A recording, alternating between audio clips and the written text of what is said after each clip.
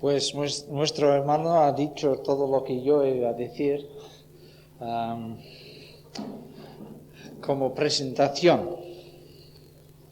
Así que ya no tengo nada que decir, excepto ratificar que estoy muy contento, estamos muy contentos de estar aquí entre vosotros después de 30 años.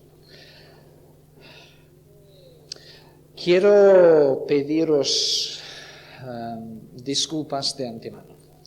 En primer lugar, porque estoy un poquitín cansado después de un día viajando y después de una serie de compromisos fuertes estos días pasados. Algunos sabréis que hace 5 años sufrí una embolia y como consecuencia, cuando estoy cansado, a veces tropiezo con las palabras y me cuesta hablar. En estos mismos momentos no, pero puede ser que más adelante sí. Así que de antemano pido vuestra paciencia y puesto que ahora hablo un poquitín más lento que antes, también tendréis que poner un poco más de vuestra parte para superar la monotonía del discurso. Luego, en segundo lugar, pedir disculpas porque la sesión de hoy va a ser muy complicado. Nada más ver estas hojas que se han repartido, algunos de vosotros os habréis asustado. ¿De qué vamos a estar hablando aquí estos días? Porque esto es historia pura. Bueno, no podemos abordar el libro de Esdras sin entrar en historia. La Biblia está llena de historia. Y tendremos que decir algunas cosas. Prometo, o no sé si debo prometer, pero al menos casi prometo que los demás días será algo más ligero, pero hoy vamos a tener que concentrarnos mucho. Antes de proseguir, me hacen señales indicando que anuncie que en algún lugar de debajo hay una mesa de libros con títulos que yo he escrito y también que mi esposa ha escrito, porque ella también tiene un ministerio como escritora. Yo no voy a anunciar los libros de mi esposa, ni hacer propaganda de ellos, porque me da mucha rabia. Por cada libro mío que salen 5 de los suyos. Y os ruego encarecidamente que no sea así en Sevilla. ¿Vale?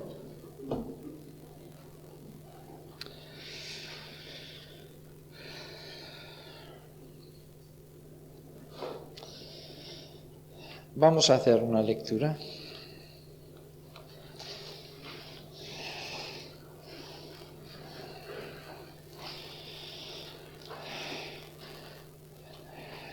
En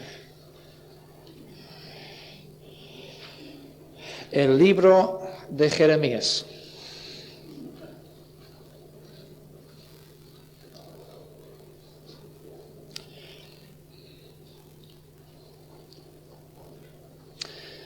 Jeremías 25, versículo 11.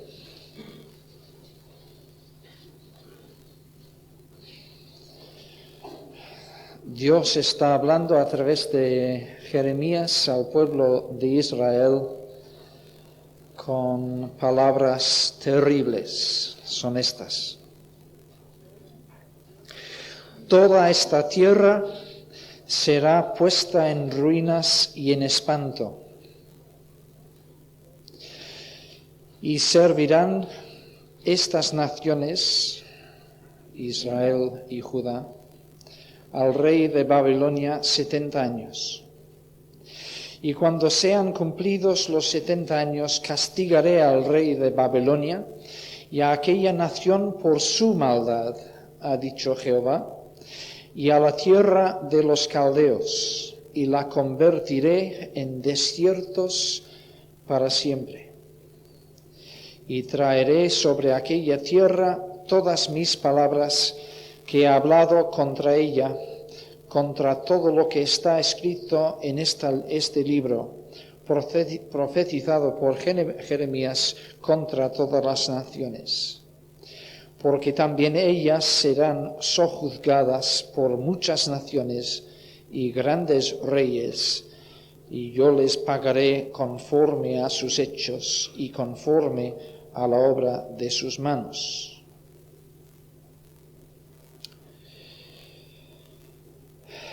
Y ahora en el libro de Esdras, capítulo 1. Si alguien está tomando apuntes y quiere tomar nota de ello, podríamos haber leído también Jeremías capítulo 29, versículos 10 a 14, o Isaías capítulo 44, versículo 28, 44, 28 hasta el 45:7, que son textos paralelos a este que hemos leído de Jeremías. Esdras capítulo 1.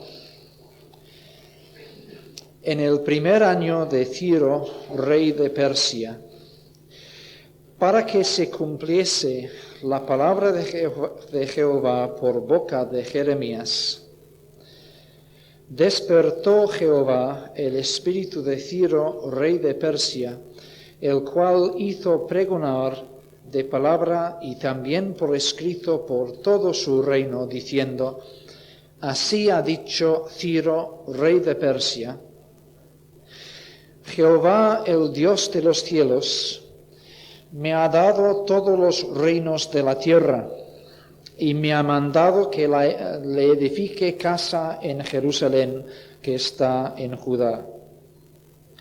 Quien haya entre vosotros de su pueblo, sea Dios con él, y suba a Jerusalén, que está en Judá, y edifique la casa a Jehová, Dios de Israel.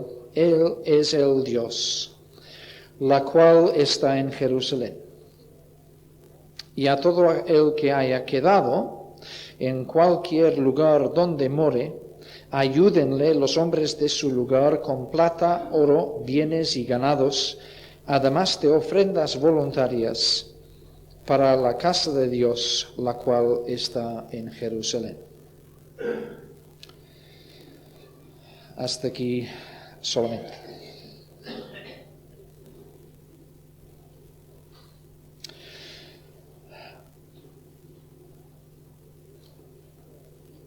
En mi experiencia, el libro de Esdras es poco conocido en nuestros círculos evangélicos, poco expuesto desde los púlpitos.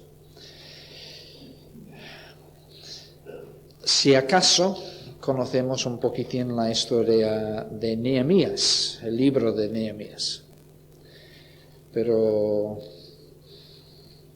la historia de Esdras, o mejor dicho, el contenido del libro de Esdras, lo conocemos menos, en parte porque versa sobre cosas que nos parecen no tan interesantes, como en el caso de Nehemías, el establecimiento de la ley, la construcción del templo, en contraste con la emocionante historia de la construcción de las murallas.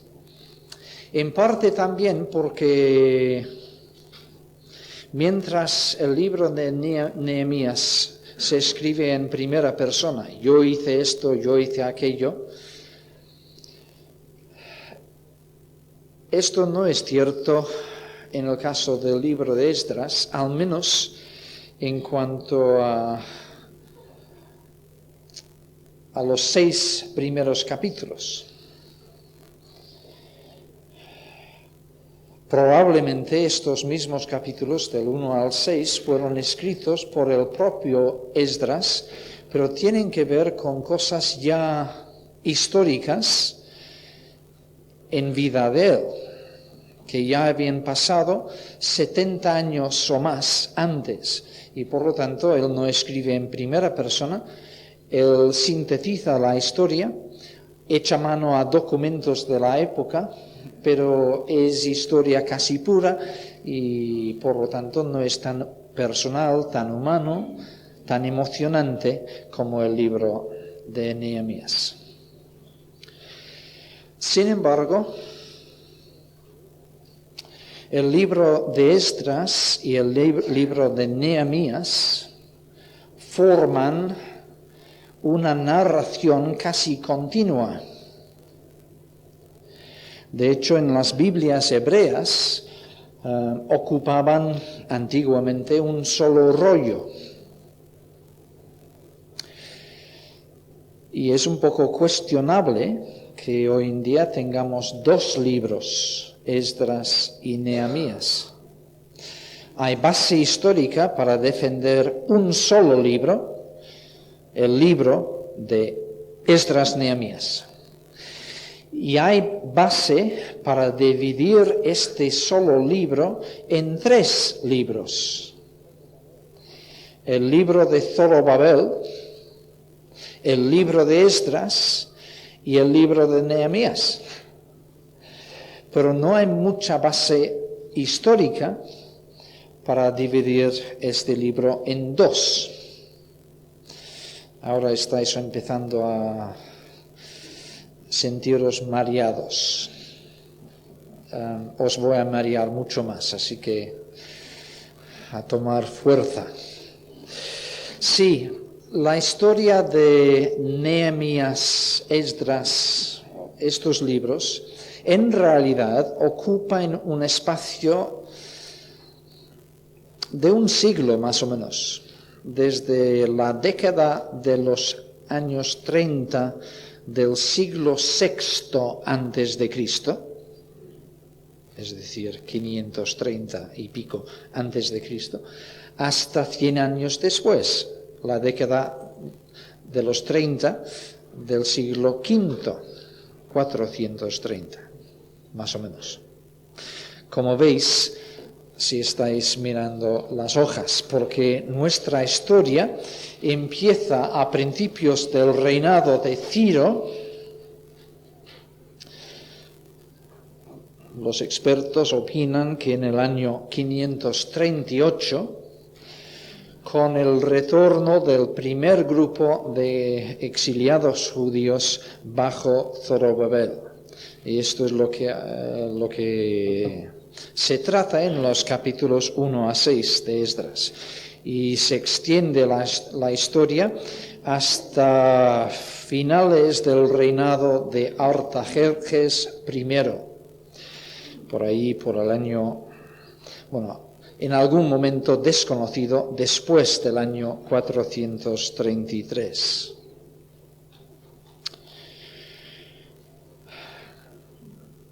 Ya os he perdido por completo, ¿no? Casi estoy dormido yo mismo. Pero ¿podéis aguantar un poco de repaso de esta historia? Vamos a mirar un poquitín estas hojas. Sabréis que en cumplimiento de esta profecía de los profetas, empezando con Jeremías, Isaías y otros, Jerusalén cayó bajo los asedios del ejército de Babilonia. Digo los asedios porque en 3 ocasiones diferentes el ejército de Babilonia subió contra Jerusalén y cada vez hubo deportaciones. Ahora encontramos un primer dato bastante interesante. hubo 3 deportaciones de los judíos al exilio en Babilonia, como hubo también 3 retornos de judíos a Israel después del exilio. Casi como si con esta simetría el Señor quisiera reforzar lo que decían los profetas, que Él es el Señor de la historia, que todo lo que está pasando está bajo su control, Él sabe perfectamente lo que hace. Entonces, hay una correspondencia entre las 3 deportaciones y los 3 retornos. No os lío con detalles de estas 3 deportaciones, están mencionadas aquí en los apuntes.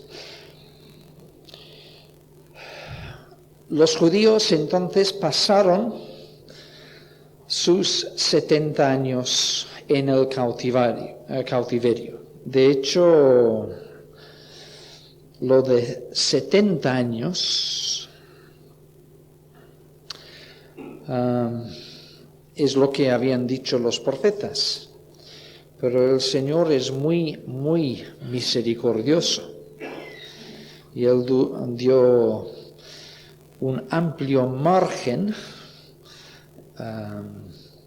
en el cumplimiento de esta profecía, de manera que solo podemos contar 70 años si contamos desde el primer asedio de Jerusalén hasta el comienzo de la reconstrucción del templo bajo Zorobabel.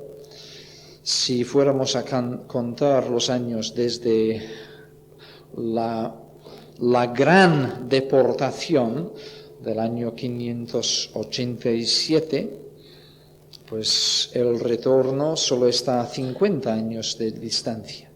Dios tuvo misericordia de su pueblo.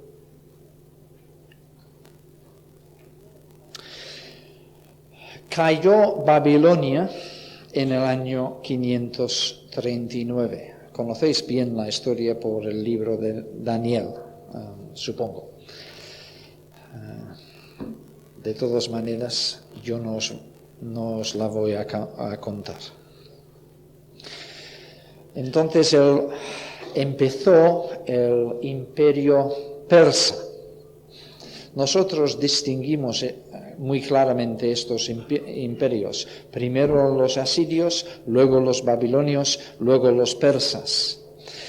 Sin embargo, hay que recordar que los reyes babilonios y persas siempre se consideraban los herederos legítimos de los imperios anteriores. Por lo tanto, precisamente en el libro de Esdras, más hacia el final del libro, encontramos alguna referencia al rey de Asiria y cosas afines, cuando decimos, pero eres rey de Persia, no de Asiria. Sin embargo, hay continuidad en su concepto. En el espacio de los 100 años siguientes, repito,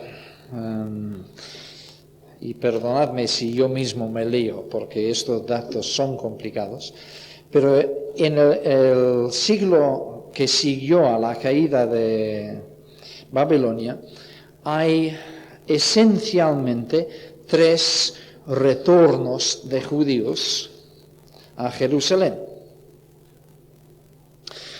Como vemos también, yo he procurado indicar los 3 retornos en letra negrilla, pero no destaca mucho en estas hojas.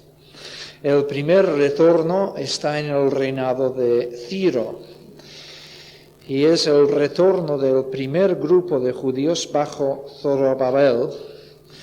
Quizás tendríamos que decir bajo Zorobabel como líder político y Jesúa como líder espiritual. Y estos dos nombres quizás no suenen mucho, pero son dos de los grandes hombres de la historia bíblica. Lástima que no tenemos un libro de Zorobabel y Jesúa, porque entonces los nombres nos sonarían. Pero no es así. Pero recordemos estos nombres. Voy a estar repitiendo mucho los nombres de Zorobabel y Jesúa. Jesúa el sacerdote, Zorobabel heredero de la familia real, constituido en gobernador por decreto de Ciro. Mañana, Dios mediante, hablaremos más acerca de él. Luego saltemos al reinado de Artajerjes I, donde pone año 458, segundo retorno, bajo Esdras. Ahora, si mis matemáticas son correctas, entre los dos retornos estos hay un intervalo de 80 años.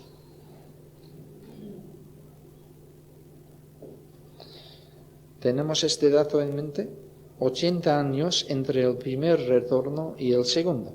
Luego el tercer retorno bajo Nehemías ocurre en el año 445, que son 13 años de diferencia. Notemos entonces un dato histórico muy importante. La segunda mitad del libro de Esdras está solo a 13 años de distancia del libro de Nehemías, pero está a 80 años de la primera mitad del libro de Esdras. Uy, qué parrafada. Quiero decir que Esdras se divide en dos partes y la segunda parte está más cercana al libro de Nehemías que a la primera parte. De ahí que he sugerido que tendremos que tener 3 libros o bien un libro dividido en 3 partes. Estos 3 retornos, cada vez va una multitud de judíos, así que en primer lugar son retornos a la tierra prometida. Pero cada uno de estos retornos tiene una finalidad específica. El primer retorno, el de Zorobabel, tiene que ver, como veremos, con el orden del rey Ciro para reconstruir el templo de Jerusalén. Entonces, este primer retorno tiene que ver con el templo. También este es un dato que debemos retener. Si tu santo está haciendo excursiones al cielo, al menos presta atención a esto. Primer retorno, construcción del templo. Zorobabel, Jesúa. Si no somos capaces de asumir esto, será difícil seguir todo lo demás. Primer retorno bajo Zorobabel y Jesúa con la finalidad de construir el templo. Segundo retorno bajo Esdras. Este segundo retorno tiene la finalidad de reconstituir el sistema levítico, el culto, las ceremonias, todo el orden establecido por la ley del Antiguo Testamento, tanto en lo civil como en lo religioso. El primer retorno tiene que ver con el edificio. El segundo retorno tiene que ver con aquello que hay detrás de la existencia del edificio. La manera de vivir del pueblo de Dios. Y el ministerio de Esdras, jefe del segundo retorno, tiene que ver con esto, con cómo el pueblo de Dios debe vivir, con la santidad de vida que debe caracterizar al pueblo de Dios. Y por supuesto el tercer retorno, bajo Nehemías, tiene que ver con la reconstrucción de las murallas de Jerusalén. Tenemos que ver entonces con tres facetas del pueblo de Dios. El pueblo de Dios es un pueblo que adora a Dios, que rinde culto a Dios. De allí el templo. En segundo lugar, es un pueblo santo, apartado de las demás naciones en cuanto a su manera de vivir. Y en tercer lugar, es un pueblo precisamente separado, protegido, apartado, con muralla alrededor para impedir la infiltración de influencias que no pertenezcan a este pueblo.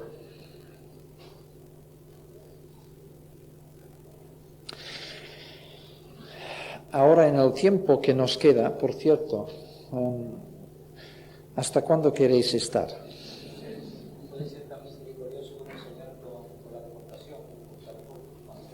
Sí, yo iba a predicar hasta las 12, así que hasta las 11 estará bien, ¿no? Cuando veo o bien que todos estáis dormidos, o bien que todos los bancos están vacíos, pararé.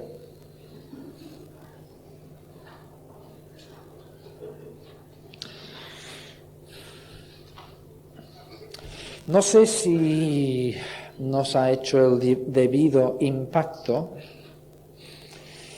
este decreto de Ciro. En pocos momentos de la historia universal ha ocurrido una cosa así. Un rey pagano, y Ciro lo fue, a pesar de ser llamado mi siervo Ciro, en alguna profecía, tanto la evidencia bíblica como la evidencia secular confirman que Ciro era un hombre pagano. Un rey pagano manda construir el templo de Dios y habla en términos increíbles acerca de este Dios. Jehová, el Dios de los cielos, me ha dado todos los reinos de la tierra. Él atribuye al Señor sus conquistas, sus logros contra Babilonia, y me ha mandado que le edifique casa en Jerusalén. ¿Sabéis una cosa? Los comentaristas liberales habrían disfrutado diciendo que esto es absolutamente inverosímil, esto es un puro mito, pura leyenda, algo inventado por los judíos a posteriori, si no fuera por el hecho de que se han encontrado documentos seculares que lo confirman. Se ha encontrado lo que se llama el cilindro de Ciro. Y entre otras cosas, este rollo, me parece que es de bronce, una cosa rara. Pero dice, entre otras cosas, Ciro habla en primera persona. Devolví a las ciudades sagradas del imperio cuyos santuarios desde hace tiempo están en ruinas, las imágenes que antiguamente vivían en ellas, y establecí para ellas santuarios permanentes.